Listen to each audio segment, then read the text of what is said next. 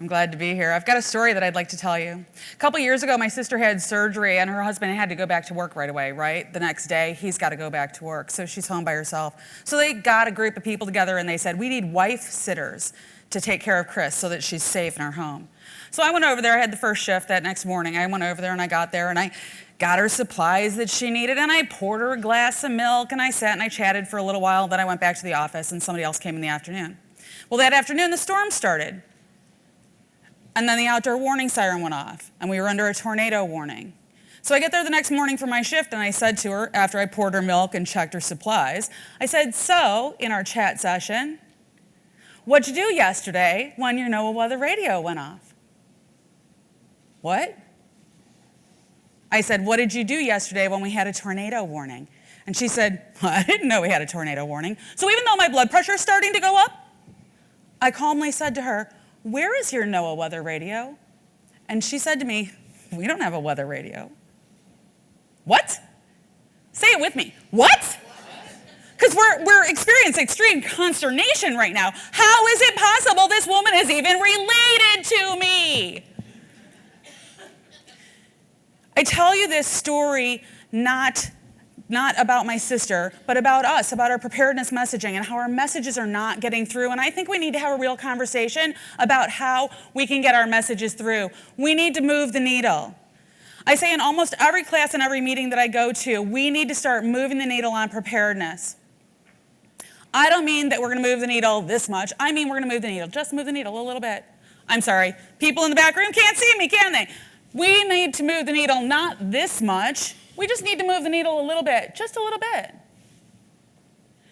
I see a lot of areas where we can be more sensible. For instance, legal requirements for emergency management programs, with me? National Incident Management System, with me? Incident Command System, with me? How about the myriad of folks that are using the Incident Command System every time we have an incident that occurs? But I want to talk about preparedness today. So, when I think about preparedness, what do I think about? I think about the individual preparedness. And what that tells me is that it's not a generic system. It's very specific. So I looked at my area and I said, what can I do in my area? And I came up with a concept. I like my concept a lot. I'm going to share it with you guys today. But first, I want to say, we already know that individual preparedness is the foundation. It's the overall support for all of our local, state, and federal response. Because this slide comes straight to us from Unit 5 of Incident Command System Level 400 training. Alrighty then. I think that's a good thing. We're talking about it right there. But the Citizen Corps survey from 2014 tells us that from the prior survey, we haven't moved the needle. We've been training in this for a decade and more, and we still aren't moving the needle. So what are we going to do about it? Well, first of all, we have to acknowledge that we're all individuals. Agree? Individual preparedness, and I think it's grand. Every single one of us trains and works basically in the same construct, and yet every single one of us, when we look at an emergency management concept, sees it or feels it or thinks about it in a different way than our neighbor does. That's why we can come to these sessions and learn, because we're all different people and individual. That's a great thing.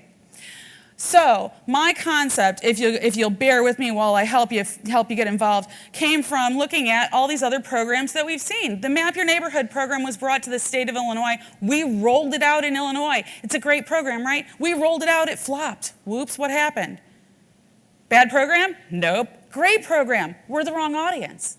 Then what happened? Well, we came to the conference and we saw Ready LA, and we said, wow, that's great, and we took it back to Illinois and we rolled it out. We gave these guys full credit, by the way, both organizations.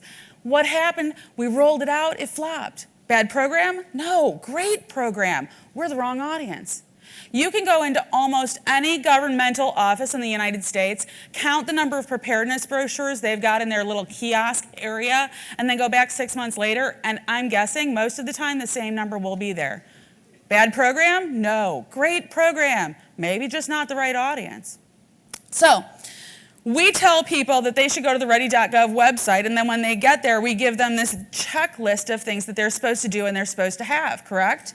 Well, Dr. Gawande tells us in his Checklist Manifesto that 7 items is the maximum on your checklist in order for your checklist to be effective.